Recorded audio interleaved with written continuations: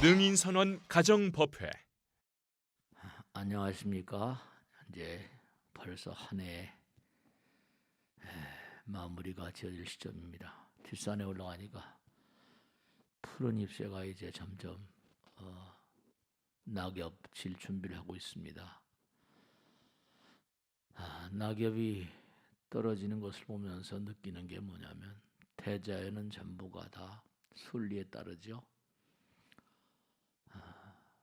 낙엽이 떨어져야만 될 이유가 될 것 같습니까? 낙엽이 계속 푸르면 나무가 너무 피곤할 것 같아요. 그죠?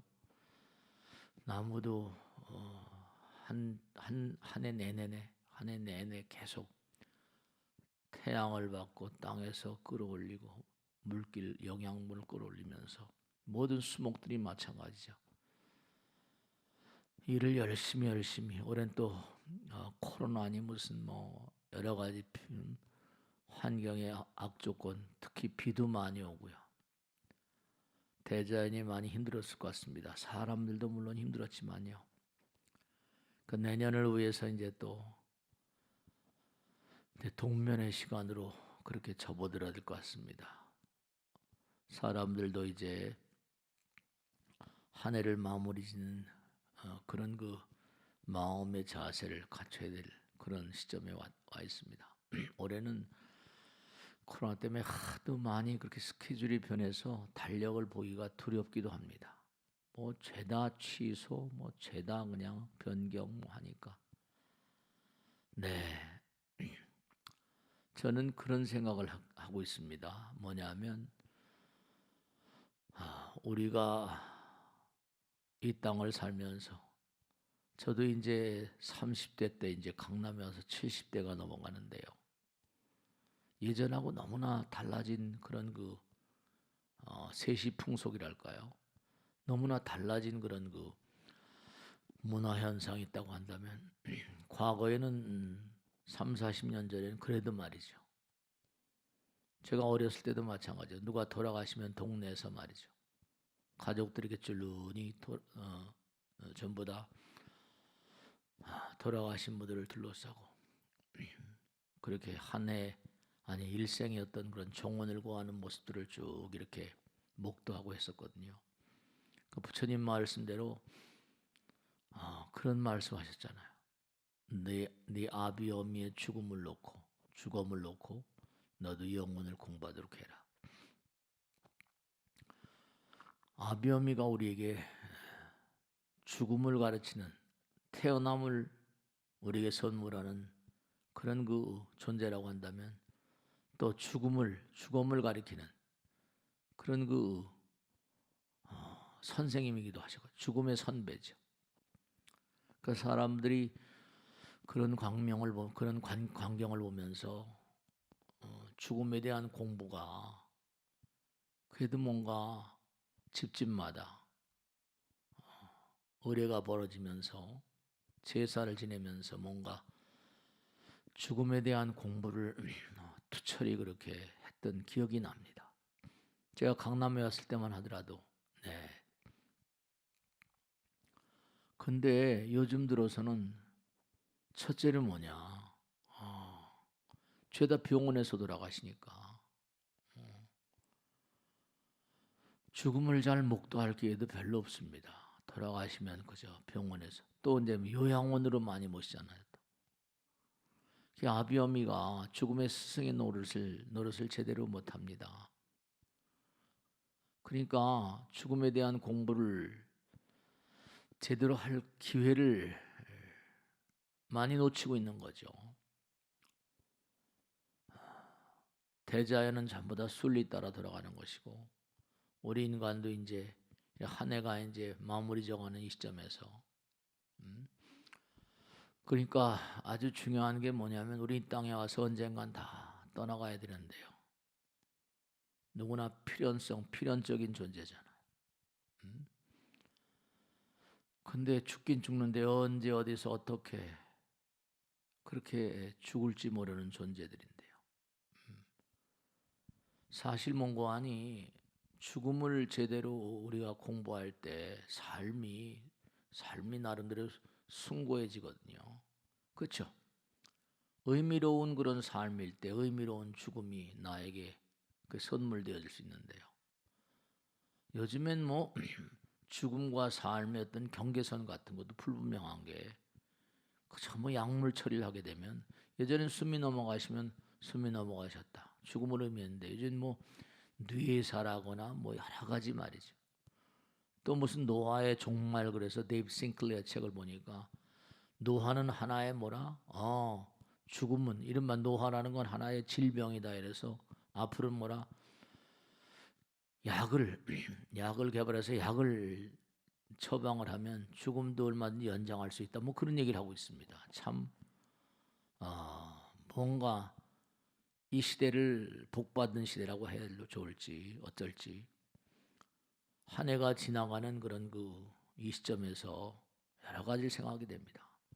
또 죽음에 대해서 너무나 무덤덤해진 것이 죽음이 너무 대량 세월호 사건이 뭐 비행기가 폭파된다든지 말이죠. 대량화가 된 데다가 또 하나 또 기가 막힌 건 옛날엔 자동차 이렇게 많지 않았거든요. 너무 죽음이 곳곳마다 빈번한 거예요. 그러니까 뭐 장례식도 그렇고 말씀이죠. 또 이제 뭐냐 옛날엔 그래도 뭐 봉분이라도 이렇게 쓰고 뭐 묘질 만들어서 뭐 이렇게 가서 참배라도 하고 그랬는데 이제 전부 다 뭐라 낙골당으로 화장을 해서 낙골당으로 모신 그런 비율이 엄청나게 늘어나고 있거든요. 근데 그렇죠. 땅도 조그만데 뭐 돌아가신 분들 땅을 많이 차지하고 계속 돌아가시면 그것도 문제이긴 합니다. 여러 가지로. 그러다 보니까 제가 법당에 이렇게 머리 깎고 일생을 살면서 시체 치우는 게 제 업이 아닙니까? 제사 지내는 게 큰 그런 그 업 중에 하나입니다. 근데 제가 절감하는 게 하나 있습니다. 그것은 뭐냐면 그렇게 뭔가 돌아가신 이른바 말하면 너무나 죽음이 하잘것없이 말이죠. 시체가 너무나 널브러지니까 그래서 그런지 이른바 말하면 질병도 어마어마하게 많아졌는데 우울증도 어마어마하게 많아지고 조상님의 어떤 질병이 자녀들에게 이른바 말하면 유전인지 뭔지는 모르겠습니다만은 유전자 검사를 통해 본다 뭐 이런 것도 있지만 가족력이라거나 하도 돌아가신 분들 이렇게 얘기를 들어보면 거의가 다 부모님으로부터 뭔가 연장 게임 같은 게 아닌가. 누가 가족 가운데 한 사람이 돌아가셨는데 가족 중에 누가 뭔가니 우울증에 시달리고 말이죠. 노이로제지간 정신병. 아버지가 당뇨 고혈압 합병증으로 돌아가셨는데 대학교 고등학교 다니는 아이가 2년도 안 돼서 둘 다 당뇨병 증상을 보인다든지 그 참 말이죠. 요즘엔 전부가 다 그러니까 너무 안타까운 것이 이게 뭔가 돌아가신 분의 어떤 그런 어떤 그런 영가들의 영향력인가. 실제로 오래전에도 그런 얘기했습니다만은 어떤 아이가 심장 뭔가 이상 상태 때문에 살해당한 그런 살해당한 아이의 심장을 이식받았다는 거 아닙니까? 근데 심장을 이식받은 다음에 이 아이가 밤마다 악몽을 꾸는 거예요. 근데 이 아이가 뭐라고 합니까? 예전에 나왔던 보도죠. 뭔가 하니 내가 그 아이를 살해한 사람을 꿈속에서 보았다는 겁니다. 그래가지고 이 아이를 통해 가지고 계속 뭔가 안 되겠으니까 경찰을 만나게 해서 전부 다 점검을 해봐서 결국은 뭐라 그 아이의 꿈에 나타난 그 사람 범인을 잡았다는 거죠. 그러니까 이게 그 아이가 죽어가면서 그 범인을 보았는데 그 범인이 심장의 어떤 그런 부분에 뭔가 새겨져 있었는가? 뭔가 찍혀 있던가? 그 심장의 세포가 그걸 아는가? 여러 가지 뭔가 의혹, 여러 가지 미스테리어스한 그런 얘기입니다만은 사람들이 너무나 정말로 대량으로 그리고 여러 가지 뭔가 죽음이 빈번하다 보니까 사회조차 코로나도 제가 보면 말씀이죠. 사람들이 많아지고 하다 보니까 단백질을 취하고 하다 보니까 별의별 걸 다 먹다 보니까 사스니 메르스니 뭐 코로나 해가지고 전부 다 뭡니까? 동물들의 바이러스가 사람으로 전이된 것이다. 이런 얘기가 나오지 않습니까? 우리의 환경에는 알렉산더 폰 훔볼트라고 한 사람이 유명한 얘기를 했죠. Mankind is the animal of environment. 인간은 환경의 동물이다. 그런 얘기 했거든요. 우리가 자꾸만 환경을 악화시키고 하다 보면 부처님 말씀에 따르면 증겁이 있고 감겁이 있다는 거 아닙니까? 10살서부터 8만 살까지 우리 10만 살까지 늘어나고 다시 10살로 내려온다. 우리가 자꾸만 우리의 환경을 악화시키는 게 아닌가 그런 생각을 해봅니다. 올 한 해 정말로 코로나로 뭐 모든 사람들이 법당도 마찬가지입니다. 사람들을 못 오게 하니까 이게 뭐 법당도 어려운 게 한둘이 아니죠. 아마 모든 그런 그 장사하시는 분이나 모든 분면에서 말이죠. 다 어려우셨을 텐데요. 어서 빨리 코로나의 어떤 그런 그 어둠이 걷어져서 많은 분들이 빨리 그렇게 다시 웃고 즐거운 그런 그 생업과 생활이 됐으면 너무 감사드리겠습니다. 항상 정말 부처님께 기도드릴 마음입니다. 항상 말씀드린 대로 허공은 부처님의 몸과 마음입니다. 그 사람들이 그걸 대단히 미심쩍어요. 어떻게 허공이 부처님이냐? 네, 허공이 다 지켜보고 있습니다. 왜냐? 간단히 설명드릴 수 있어요. 왜냐하면 우리의 생명은 호흡에 있다. 부정할 사람이 아무도 없습니다. 호흡은 뭐라? 허공을 마시는 것이다. 허공은 뭐냐? 그러니까 우리의 생명은 허공이다. 그러니까 바로 뭐죠? 우리의 생명은 허공과 하나니까 생명이 바로 부처님입니다. 허공이 부처님이니까.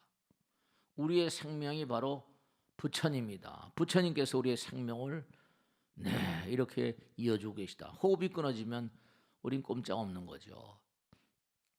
제가 강의할 때, 법회할 때 그런 얘기를 많이 말씀드립니다. 생각을 해보세요.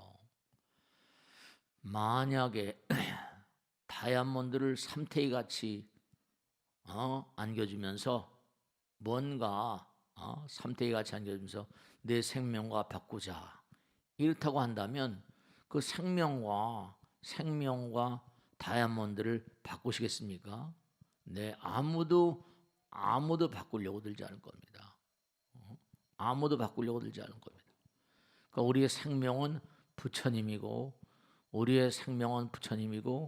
정말로 우리의 생명은 정말로 허공이고 정말 영원입니다. 정말 항상 지난달에 합동천도제였습니다만 이번 달에는 11월 2일 날 약사전에서 구룡여의 대보주 불사하신 분들 탱화 단청불사 각인대법회를 베풉니다. 11월 2일 날입니다. 월요일 날이고 그 다음에 이제 자비대랑 참법 기도가 11월 25일 날, 26일 날, 27일 날 해서 3일간 베풀어지겠습니다. 모두 다 참석하셔서 한 해의 마음 가운데 여러 가지 앙금들을 다 씻어내는 그런 자비랑 참법 기도가 됐으면 좋겠습니다. 11월 3일 날은요 지장제일은 계속 이어지고요. 그 다음에 국령사 사경봉안대법회 삼천불 만물제의 대법회 이게 다 그 다음에 국령사 템플스테이 이게 다 취소가 될 수밖에 없었습니다. 안타깝습니다. 그 다음에 9일 날은 관음제일 날이고요.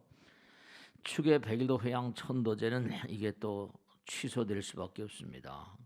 이게 그 다음에 화엄종찰 53산사 성지순례법회도 일정이 미정이고요. 신중기도가 15일 날 있습니다. 15일 날 일요일 날이거든요. 일요일 끝난 후에 기도를 하고 제를 지내고요.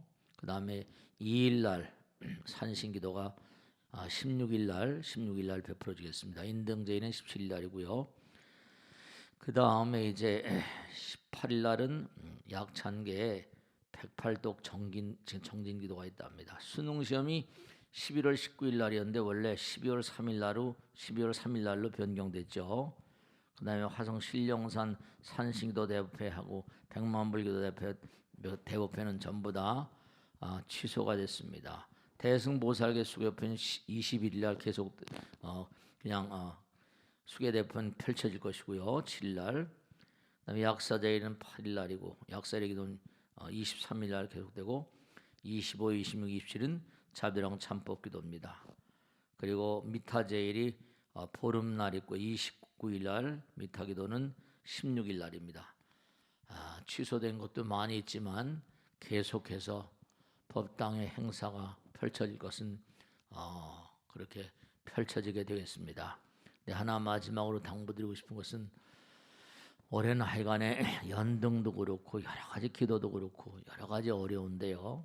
법당에 어려운 말씀 한 말씀 드리면 대단히 어려우시면 기도 입제, 기도 어떤 기도라도 다 좀 입제하셔서 나오시기 어려우면 온라인이라도 기도금이라도 뭐 10,000원이라도 뭔가 얼마 어려우시겠지만 다들 어려우실 텐데 좀 부처님 생각도 하시고 기도도 좀 생각하셔서 법당도 어려워서 대단히 힘겨운 상황입니다.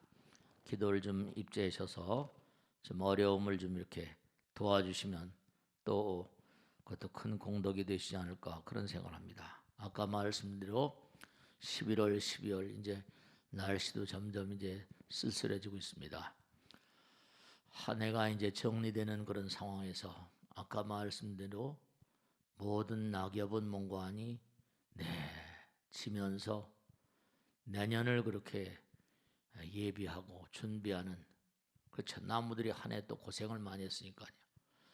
우리도 매일매일 살아가시면서 건강을 너무 자신하지 마시고 좀 이렇게 쉬어가시면서 이런 때는 또 쉬어가시면서 또 너무 무리하시다 보면 제가 어떤 분 말씀드렸는데 젊을 때 너무 무리하고 하다 보니까 나이 들어서 고생을 하고 있습니다. 이렇게 말씀하시더라고요.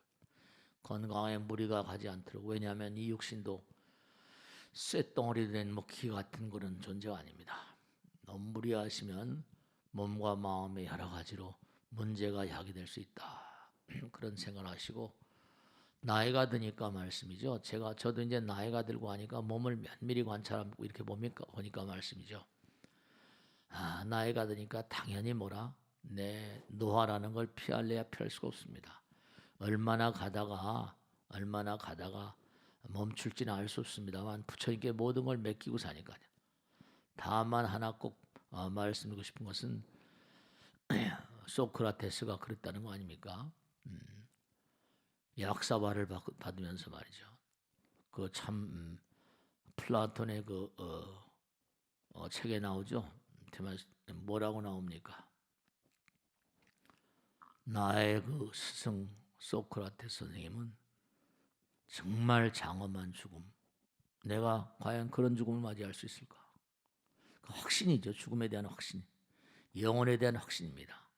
잘 있거라. 미소를 띠면서 약사발을 꿀꺽꿀꺽 그렇게 삼키시면서 돌아가셨다는 겁니다. 웃음 가운데 미소를 지으면서. 아까도 제가 말씀드렸습니다만 너무 지금 죽음에 대한 공부가 너무 안 되고 있습니다. 그러니까 죽음에 대한 공부가 너무 안 돼 있다 보니까 삶에 대한 집착이 너무 강할 수밖에 없습니다. 그러니까 그 같은 집착령들, 애착령들, 뭔가 사바에 속박된 그런 영혼들이 너무 많아지는 것 같습니다. 정말로. 그러니까 돌아가신 그런 영혼들을 잘 모시는 것도 가정의 건강과 번창과 여러 가지에 왜냐 우린 죽어도 죽지 않는 존재거든요. 미련과의 착이 많은 영혼일수록 뭔가 사바세계 사는 동안 부처님 말씀대로 우리는 뭐라 무명으로부터 왔다 그러고 다른 종교에서는 또 뭐라 원죄 우린 전부 다 죄인이거든요. 이 땅에 죄를 많이 져서 업장 때문에 왔다는 게 부처님 말씀이니까요. 무지와 무명을 깨기 위해서 우리가 일생을 살아야 되는데 얼마나 무지와 무명을 깨고 지혜광명, 자비광명 속에 살았던가 하는 것을 항상 생각하시고 열심히 한 해를 마무리하시는 그런 삶이 되시기를 당부드립니다. 자, 오늘은 여기서 모두 줄이겠습니다. 대단히 감사합니다. 네, 11월 달 잘 또 보내세요. 열심히 기도하도록 하겠습니다.